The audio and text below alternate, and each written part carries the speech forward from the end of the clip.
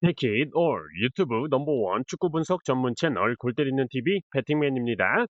자, 축구 토토 승무패 2회 연속으로 1등이 나오지 않으면서 2월 금액만 약 10억이 넘는 대박 회차 축구 토토 승무패 28회차 제가 선택한 최종 픽 빠르고 쉽고 재밌고 유익하게 말씀을 드려보는 시간 가져보도록 하겠습니다.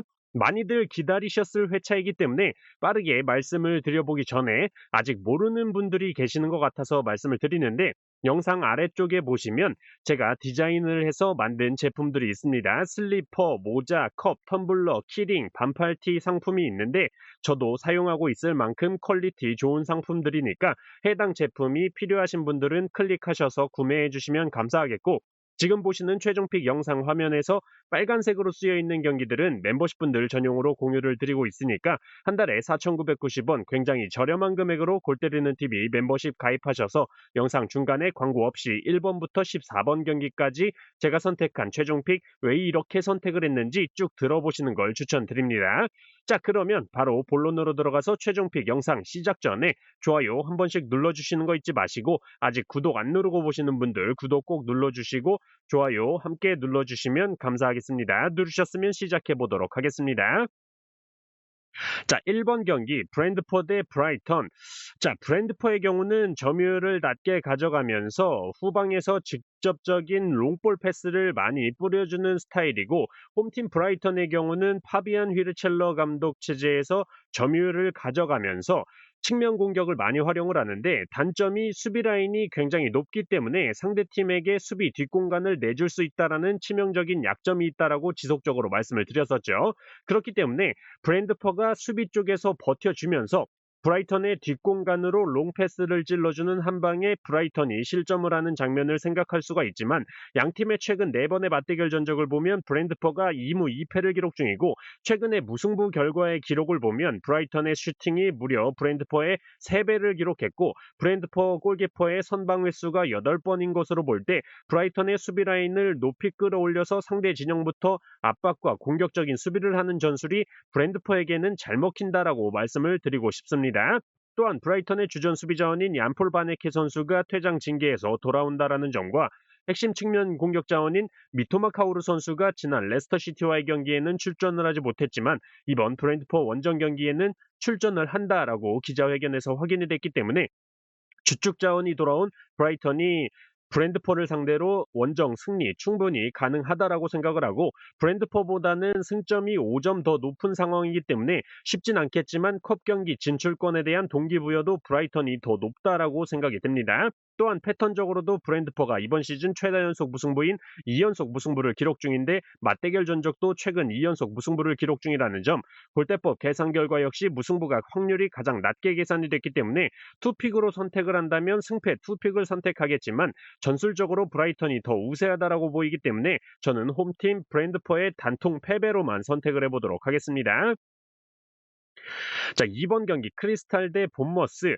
자, 양 팀의 경우는 어느 정도 상대 팀에게 점유율을 내주면서 롱볼 패스로 공격 전개를 자주 보여주는 팀끼리의 대결이죠. 다만 공격적인 측면에서는 이번 시즌 득점 기록도 본머스가 높고 실제 득점에서 기대 득점 값을 뺀 XGDF 값도 본머스가 좀 더 우세하기 때문에 공격적인 부분에서는 본머스가 우세하다라고 보고 있습니다. 하지만 현재 본머스 공격 자원 중에서 가장 많은 득점과 가장 많은 어시스트를 기록 중인 클로이베르트 선수가 출전이 불투명하다는 점과 태클과 헌신적인 수비를 보여주는 라이언 크리스티 선수도 부상으로 출전이 불가능한 상태이기 때문에 주축 자원의 손실이 본머스가 더 큰 상황이다라고 볼 수가 있죠. 또한 크리스탈 팰리스 같은 경우가 이번 시즌 점유율 17위로 굉장히 낮은 점유율을 보여주는 팀이기 때문에 본머스가 오히려 점유율을 높게 가져가게 되면서 기존에 보여주던 공격 패턴이 잘 안 나올 수도 있다라고 보고 있습니다. 저는 그래서 이 경기 본머스가 주도를 하겠지만 득점이 잘 안 나오는 상황이 될 것으로 보고 있고 크리스탈 팰리스의 경우는 이번 시즌 세트피스 득점이 프리미어리그 공동 1위를 기록 중이기 때문에 세트피스 실점 4위를 기록 중인 본머스가 세트피스 한 방에 패배하는 그림도 나올 수 있다라고 보고 있고 지난 뉴캐슬과의 경기에서 크리스탈 팰리스가 일찌감치 개처발리면서 에제, 마테타, 윌 휴즈 같은 주전 자원들을 후반전 시작한 지 얼마 안 돼서 다 빼줬기 때문에 체력적으로도 크리스탈 팰리스가 더 우세할 것으로 생각을 하고 있습니다. 저는 그래서 이 경기 크리스탈 팰리스의 승무 투픽으로 선택을 해보도록 하겠습니다. 자, 3번 경기 에버턴 대 맨시티. 자, 에버턴은 모예스 감독 선임 이후에 굉장히 잘 나가고 있습니다. 골키퍼 조던 픽포드를 포함한 후방 빌드업을 통해서 상대팀의 전방 압박을 분산시키고 중원에서 패스 연결로 공격 전개하는 모습을 많이 보여주고 있죠. 또한 칼버트 루인 선수가 부상으로 빠진 자리에 타겟형 스트라이커 베토 선수를 활용한 롱볼과 빠른 전환 공격으로 상대 수비를 공략하고 측면 공격 자원들이 중앙으로 침투를 하면서 풀백들이 측면으로 오버래핑하면서 공간을 만들어내는 모습을 볼 수가 있습니다. 또한 상대팀의 빌드업을 차단하기 위해서 중원에서 압박이 강하고 상대팀 역습 시에 빠른 수비 전환을 보여주고 기본적으로 상황에 따라서 5백을 세우기 때문에 수비적으로 안정성이 높죠. 그렇기 때문에 리버풀 원정에 가서 1대 0으로 패배한 경기 외에는 지지 않는 경기를 보여주고 있는 에버턴인데 상대팀 맨시티의 경우는 기본적으로 점유율을 많이 가져가면서 빌드업을 보여주는 팀이라서 점유율을 완전 내주고 경기를 하는 에버턴을 상대로 롱볼 패스 한 방에 수비 뒷공간 털릴 수 있다라고 말씀을 드릴 수가 있고 기본적으로 맨시티의 주전 골키퍼인 에데르손 선수가 출전을 하지 못하고 주전 공격 자원인 홀란드 선수 역시 부상으로 출전을 하지 못하기 때문에 주축 자원의 손실 그리고 전술적으로 완전 반대 팀끼리의 경기이기 때문에 저는 이 경기 어떤 결과도 나올 수 있다라고 판단이 들어서 에버턴의 승무패로 지우개 찬스를 쓰도록 하겠습니다. 자, 4번 경기 웨스트햄 대 사우스햄튼. 자, 이 경기는 뭐 사실상 의심을 하지 않고 웨스트햄의 단통 승리로 선택을 한 경기입니다. 기본적으로 웨스트햄의 경우가 이번 시즌 XGDF 값이 프리미어리그 19위를 기록 중으로 18위인 사우스햄튼보다도 기대 득점 대비 실제 득점이 안 터져주고 있는데 웨스트햄이 홈 기준으로만 보면 XGDF 값이 12위 수준으로 올라오는 모습을 볼 수가 있고 사우스햄튼은 어웨이 기준으로만 보면 XGDF 값이 19위로 떨어지는 기록을 볼 수가 있습니다. 또한 기본적으로 기대 득점 값이 웨스트햄이 높기 때문에 찬스 자체가 웨스트햄이 많다라고 이해하시면 될 것 같아요. 그리고 웨스트햄의 경우가 리그를 치러오면서 주전 공격 자원들이 부상으로 빠졌다가 들어왔다가 이런 경우가 많았는데 현재 제러드 보웬, 파케타, 쿠두스, 데닝스, 펠크루그 선수까지 정상적으로 경기를 뛸 수 있다라는 점에서 이미 강등이 확정된 사우스햄튼이 원정 경기라면 더더욱 동기부여가 떨어지는 경기가 되지 않을까 생각합니다.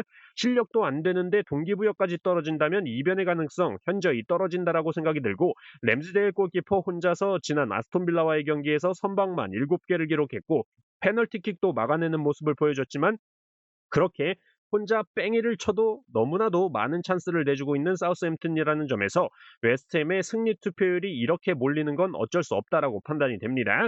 저는 웨스트햄의 단통 승리로 선택을 해보도록 하겠습니다.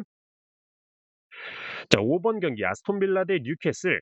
자, 최근 양 팀의 경기력이 너무나도 좋은 상태이기 때문에 솔직히 말씀드리면 승무패, 지우개 찬스 쓰실 수 있는 분들은 마음 편하게 쓰시라고 말씀을 드리고 싶은 경기고 어떤 결과가 나와도 이상하지 않기 때문에 응원하는 팀 선택해서 팬심으로 선택을 하셔도 된다라고 보고 있는 경기입니다. 다만 저는 이 경기 뉴캐슬의 승리는 선택을 하고 싶지가 않은데 그 이유로 일단 홈팀 아스톤빌라에 정배당이 들어와 있는데 투표율은 뉴캐슬에 몰리고 있는 상황이죠. 최근 득점력이 폭발하고 있는 뉴캐슬이기 때문에 당연히 투표율이 뉴캐슬 쪽으로 몰릴 수는 있다라고 생각이 들지만 그걸 더 잘 아는 새끼들이 바로 배당 책정하는 새끼들일 텐데 아스톤 빌라에 정배당을 줬다라는 건 뭔가 냄새가 난다라고 생각이 들어요.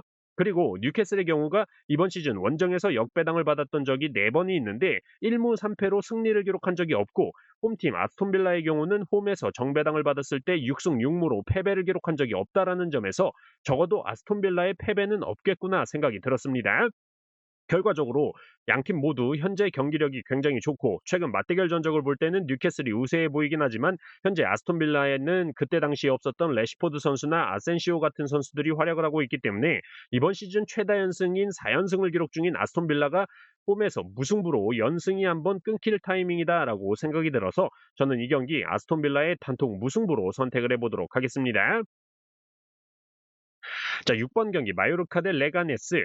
자, 마요르카의 경우는 3백 기반의 안정적인 수비를 보여주면서 주전 미들 자원인 바르데르 중심의 빌드업과 전방으로 연계 플레이를 보여주고 있는 팀이고 원정팀 레가네스의 경우는 기본적으로 수비 라인이 낮고 수비의 숫자를 많이 두면서 역습 중심의 경기를 펼치는 팀이죠.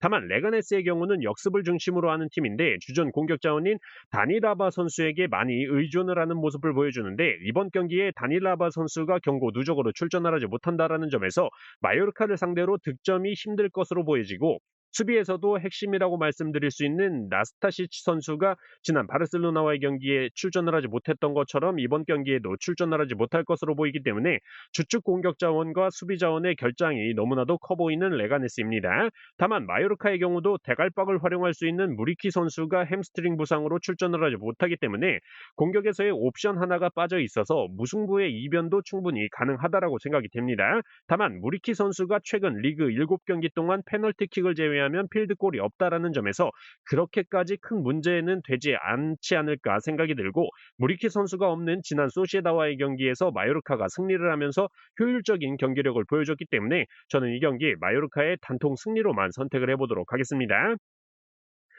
자, 10번 경기 입스위치 대 아스날. 자, 입스위치의 경우는 현재 리그 18위 강등권에 위치해 있기 때문에 강등권 탈출을 위한 동기부여가 굉장히 강한 상황이고 지난 첼시 원정 경기에서도 2대2 무승부를 기록하면서 의외의 결과를 보여주고 있죠. 다만 이번 경기는 리그 2위 아스날과의 경기이기 때문에 무승부도 사실상 쉽지 않다라고 보여집니다.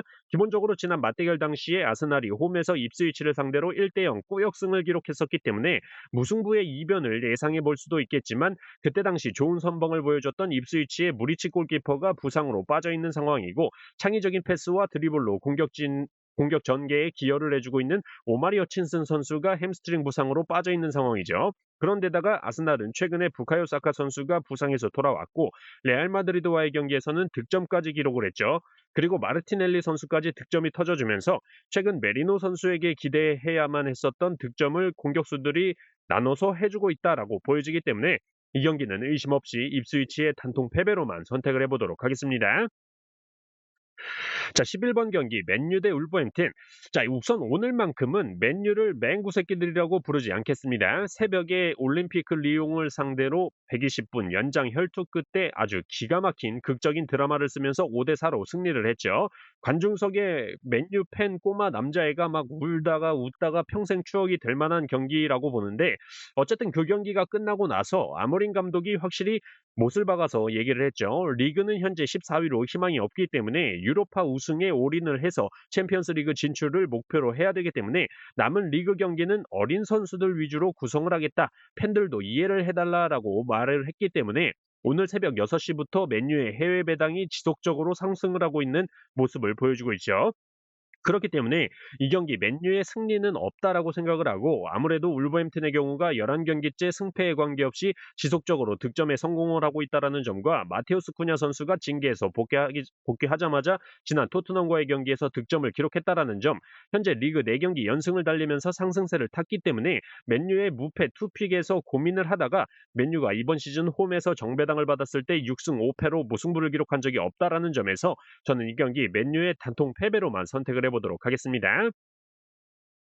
자, 이렇게 축구토토 승무패 28회차에 들어온 모든 경기들에 대해서 말씀을 드려봤습니다. 참고하셔서 골 때리는 TV 가족분들 좋은 결과 있으셨으면 좋겠습니다. Take it all.